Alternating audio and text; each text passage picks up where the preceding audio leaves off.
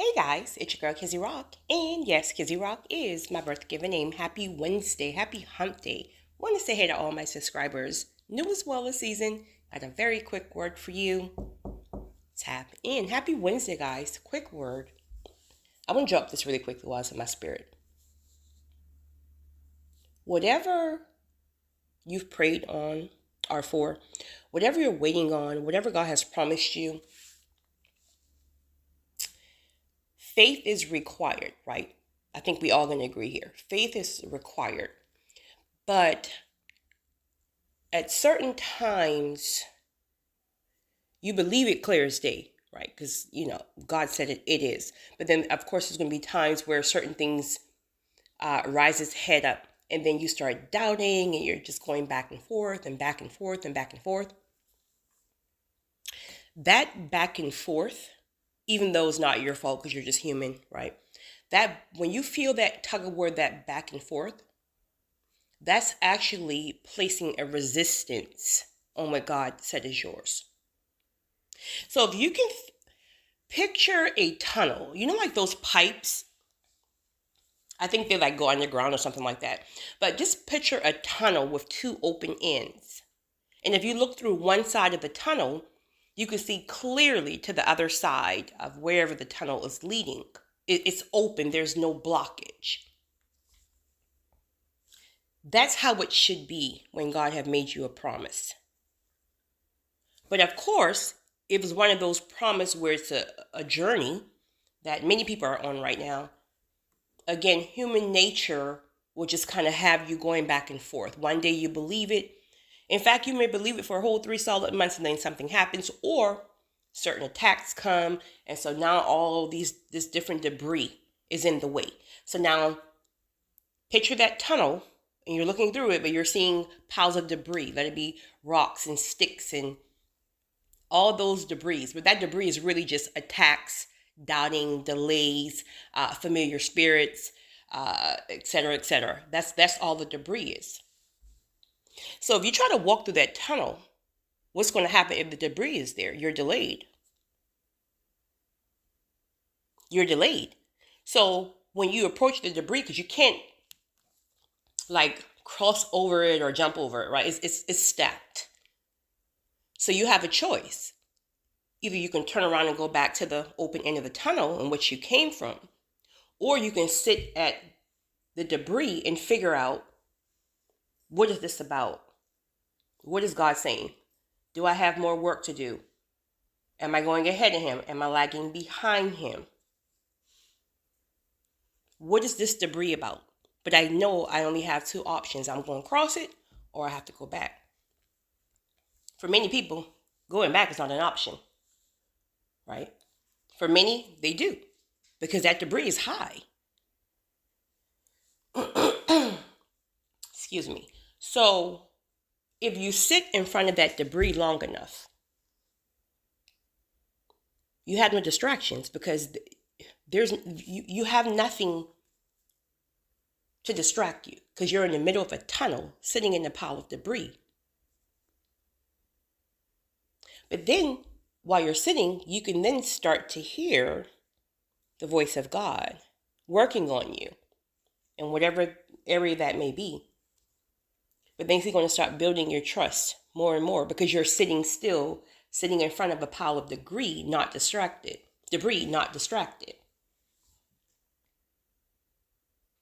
So each thing you do that he requires you, the obedience, that debris will start to fall off piece by piece by piece by piece by piece by piece.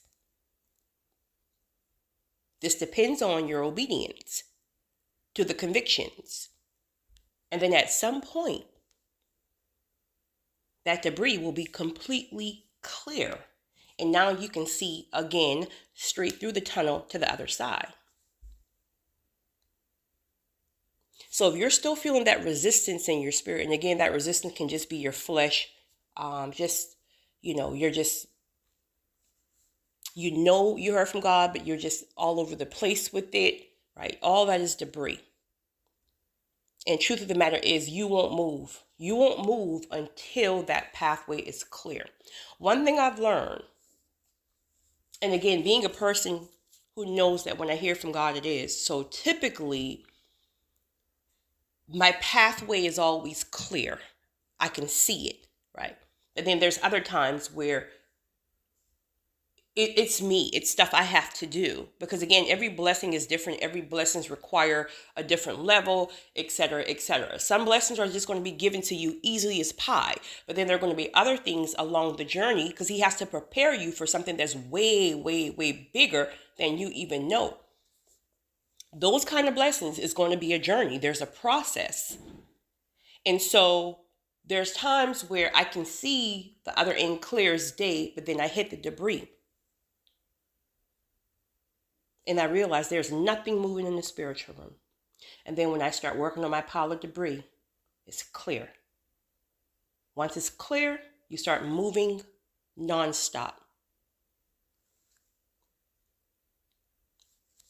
What are you doing with your debris? Are you working on it, or are you going to turn back and go? Because we don't give up over here, right? If God said it, it is. And I just wanted to say this because I've learned that definitely on more like the entering the beginning of due season. What I've learned is that when you hear people say that you have to have faith, like I forgot how it's worded, but basically you can have like no doubt. Now, granted, you're still human, so every now and then you might have a little tweak in your flesh, but the key to that is you got to speak against that thing. Every time the enemy pops something up in your spirit, you got to speak against it immediately. Immediately. So when he's in your ear, whatever, it can be in the morning time, just whatever. When he comes in your ear and he drops something in your spirit that speaks against what God has says, you have to speak against it. If you don't speak against it, it's going to keep, just like debris, it's going to keep adding in your spirit. You're not good enough. You're not this. You don't this. You're too this. You don't have enough. Whatever stuff he's dropping in your spirit. You can't do it. Nobody in your family never done it. Right? You got to speak. You're a liar.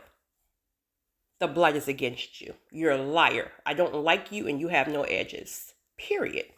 God said, and it is. So watch me. Period.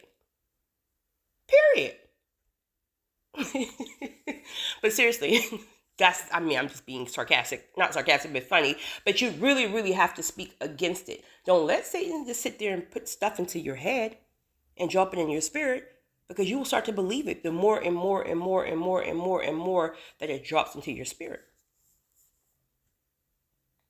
Think about that person on why you're recovering from trauma. Let it be a bully or a sibling or a parent who constantly said things to you over and over and over and over. That's why you're struggling now. So the same way that stuff builds because you're hearing it all the time, the same thing will happen. You just didn't have maybe the wisdom or the strength or whatever to rebuke it then, right? But now you have to rebuke that stuff on sight. But as long as you're feeling that constant resistance, that tug and war and like back and forth, is it God? Is it ain't God? Am I good enough? Am I not good enough? Is it mine? Is it not mine? Can I really do this? That's debris. And you're going to sit until that pathway is clear and you really believe what God says and you see it. You're already living it. You just have to walk into it. If God says you're a millionaire, start acting like one. If God says you're a wife, start acting like one. If God says you're a husband, start acting like one. If God says you are a business owner, go ahead and start preparing. Don't even wait until you see it, right, in your physical hands. Go ahead and start preparing for it. So God says you're a business owner. Go ahead and start filing for your LLC or whatever you're going to do. Go ahead and start the process. Because if you start the process, you're getting aligned with faith. You believe it. You're preparing for it. You're just waiting for it to drop into your spirit all day. I'm sorry. Drop into your spirit. I'm so distracted.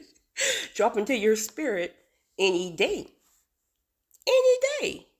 But if you're waiting to start the process, are you really in faith? Do you really believe? Because when you believe something, you start moving along. You start doing what you can do. In fact, sometimes God willing us to start doing what we can do. We have a part to play. I wanted to share that with you guys. You guys have a great one. It's your girl, Kizzy Rock.